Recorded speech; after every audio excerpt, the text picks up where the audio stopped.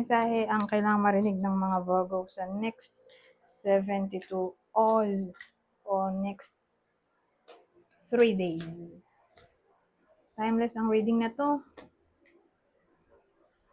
Kung hindi man mag-resonate sa inyo, pwede rin mag-resonate sa someone na kakilala nyo. Pwede nangyayari na to o mangyayari pa lang.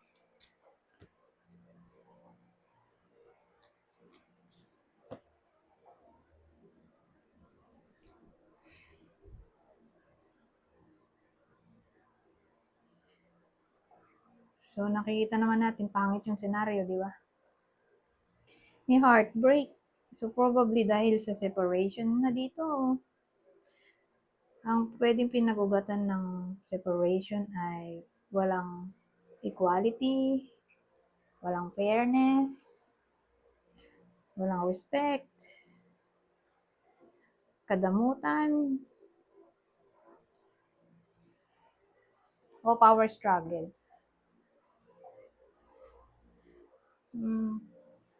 Eto, success yan, di ba? Ito. Pero pag ganito, di failure na yan. Lalo na siguro kung nangyayari na. So, sa next 72 hours, may expect ba natin ng reconciliation para sa iba sa inyo? Malabo. So, sino yung possible partner dito na malabo? Ang reconciliation sa next 72 hours para sa iba sa inyo. Hindi naman cheating eh. Wala naman cheating dito eh. Iba yung pinagawa yan. Okay? Dun sa mga binanggit ko, yun lang yun. Ng possible cause. So, yung zodiac sign ng partner, pwedeng Capricorn, Virgo.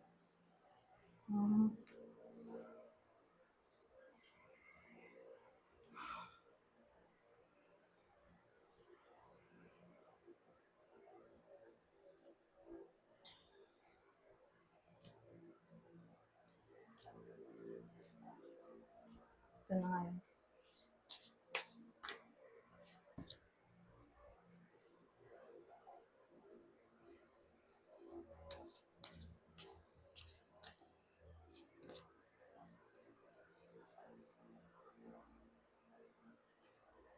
Well, dito may batang bibisita sa iba sa inyo. Baka kayo yung bibisita sa anyone na may anak. O sa bata. May bata eh. O pwede rin ganito. Kayo, either kayo yung tatawag sa batang to. O may batang tatawag sa iba sa inyo.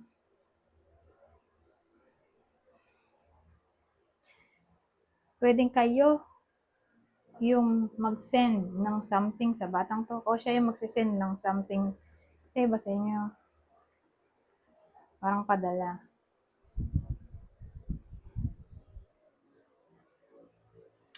Sabihin natin no contact ngayon para sa iba sa inyo. Babalik ulit ang communication. Don't worry. Ngayon, kung wala namang problem sa communication, expect natin ng heart-to-heart conversation para sa iba sa inyo.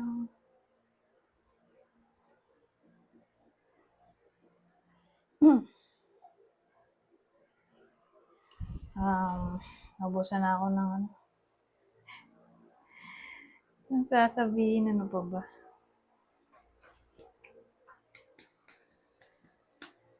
Progress.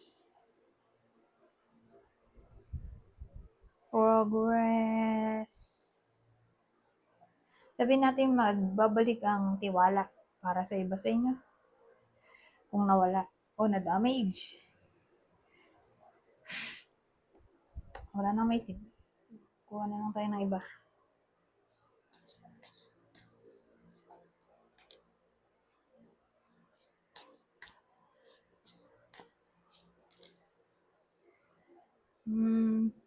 So, makakatanggap ng mensahe ang iba sa inyo. Pwedeng tungkol sa work. Kung di man to tungkol sa work, baka wedding invitation to. Either kayo yung magsisend ng wedding invitation o kayo yung makakatanggap ng wedding invitation. o anyone sa kapamilya ng iba sa inyo ay makakatanggap nito, pwede rin.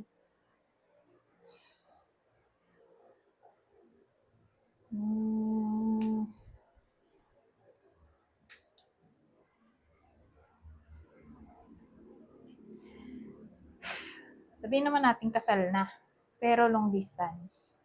Baka makatanggap ng mensahe mula sa kanya, pwede rin.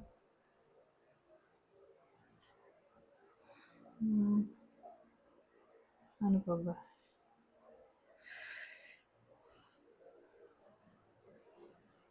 O baka naman may someone na mag-message sa iba sa inyo at ang mensahe ay tungkol sa trust o hope. Parang maganda yung mensahe niya tungkol sa perseverance. Ganun.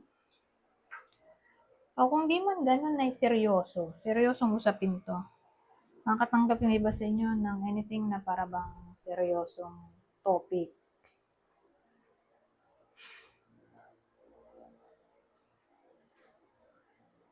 Pero promotion, pwede rin, no? New job, promotion, from probationary to permanent, pwede rin.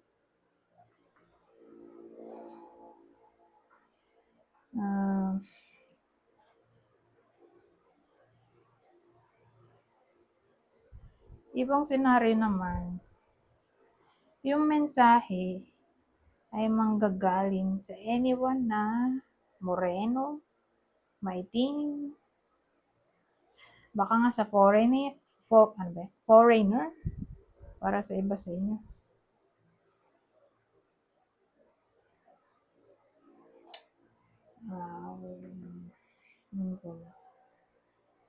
Last na to. Last na combination para sa deck na to, pero may isa pa tayo. Okay.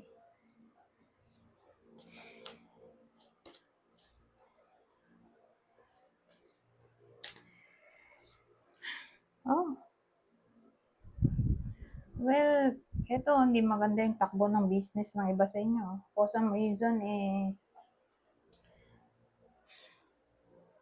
baka mang problema. So, dun lang tumamang problema sa business. Okay? Kung mayroon man yung iba sa inyo. O, someone na nasa magandang company. O mataas posisyon sa company.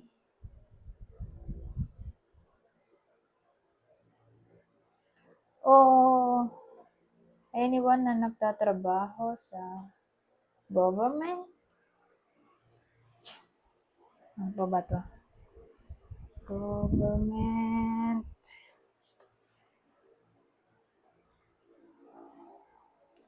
OMG, nakalimutan ko na. Military? School? School. University?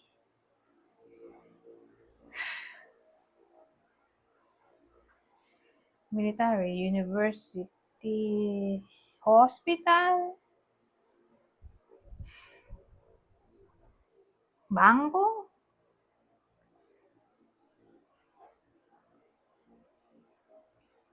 o nasa law. May connect sa law. So, police station, Supreme Court, law, basta law. Government na, di ba?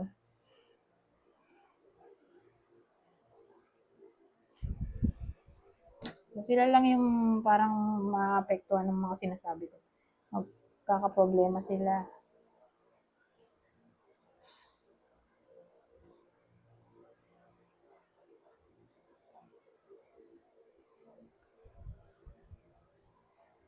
Beware. Okay? Ngayon, punta na tayo dito. No. Ano tong no? Ay, recovery. reconciliation para sa iba sa inyo, imposible. Sa next 72 hours, sa sino kaya yun? Yung hindi pa pwede ang reconciliation. Sino yung possible partner o ex-partner?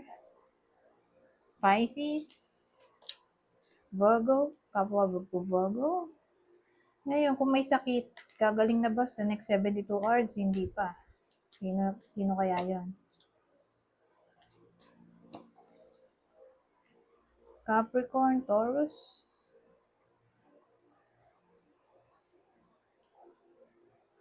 Yung sinasabi ko dito, na parang nalugi o namomroblema o mamomroblema pa lang sa pera. Mababawi niya ba yung nawala o nanakaw sa kanya?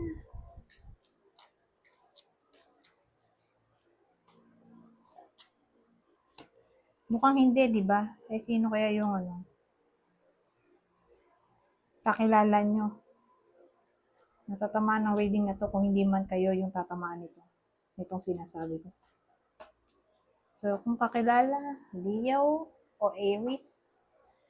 Anyways, hanggang dito na lang. Goodbye for now.